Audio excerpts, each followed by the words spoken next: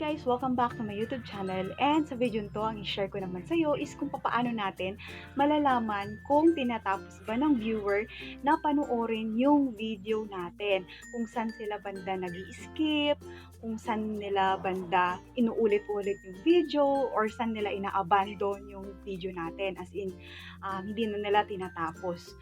And napakahalaga nito dahil malaking factor yung audience retention, dahil ito yung magdidikta sa YouTube algorithm para i-suggest video natin. Dahil kapag tinatapos ng mga viewers yung isang video, ang ibig sabihin lang nito is nagustuhan or nag-enjoy yung mga viewers. So maaari itong makakuha ng mas maraming views and pwede rin itong mag-viral pa. So huwag na nating patagalin, umpisahan na natin. So first, i-open mo lang ang inyong YouTube Studio. So kung meron ka YouTube Studio app, i-open mo lang yan. And pili natin yung content. So pumili ka lang dito kung ano yung video na gusto mong makita yung performance. So for example, ako ito na lang. Pinutin mo yung Go to Analytics. So kung makita nyo, meron ditong intro, top moment, 3 spikes, and dip. So, intro, ibig sabihin ito yung intro, yung may pink. So, ang sabi nga dito, 52% of viewers are still watching at around 30 seconds to. And yung 3 spikes, ang sabi nga ng spikes, ito yung spikes appear when more viewers are watching, rewatching, or sharing moments of your video. And yung dips mean viewers are abandoning or skipping certain parts of your video. So, i-click nyo lang to para mas makita nyo. I-tap nyo lang yan. And, yan. Mas makikita nyo dito yung pinaka-video nyo. So, mapiplay nyo dito kung saan banda para mas alam nyo kung saan na nag-click out yung mga viewers. So, ako dito, nasa may bandang ito. My insight. So, ayun na Yan. nga, sana nakatulong. So, tapos na kasi yung tutorial ko, kaya, kumbaga, nakuha na ng mga viewers yung gusto nilang makuha sa akin. Kaya, ayun, bigla na lang akong iniwan, charot. So, yun, bigla nang nag-disappear na yung mga viewers. So, dahil nga, tapos na yung tutorial ko, and ito, outro ko na lang naman yan kung ano-anong sinasabi ko, like and subscribe, ganon. So, yun na, bumaba na yung graph na to.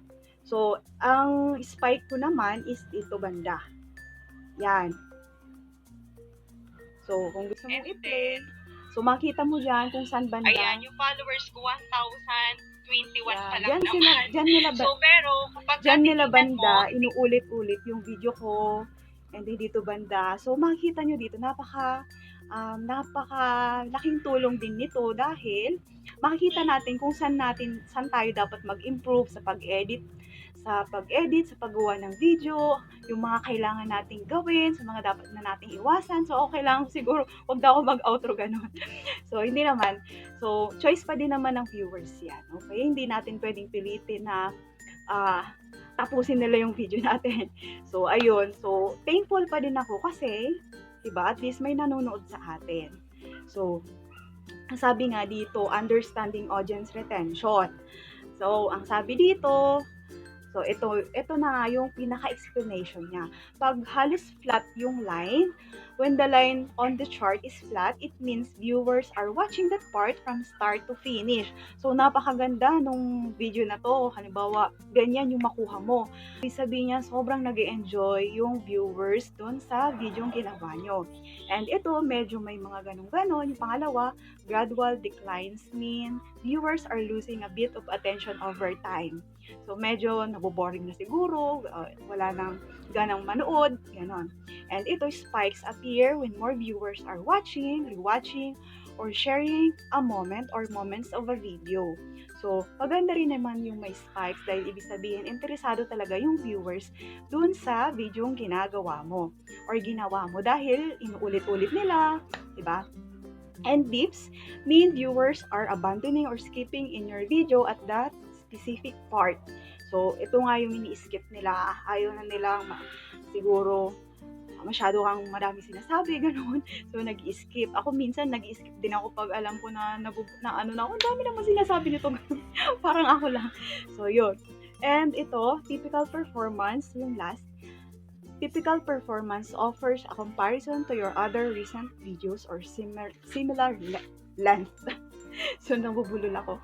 So, ito, typical performance yung ganito. So, ganon. So, para mas maintindihan natin and ma-improve natin yung paggawa natin ng ating video. So, hope nga nakatulong sa'yo yung video to para malaman mo rin kung ano nga ba yung performance or yung analytics ng mga videos na ginagawa mo.